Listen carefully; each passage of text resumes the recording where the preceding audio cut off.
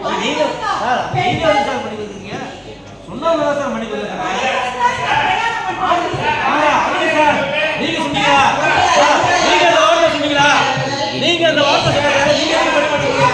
நீங்க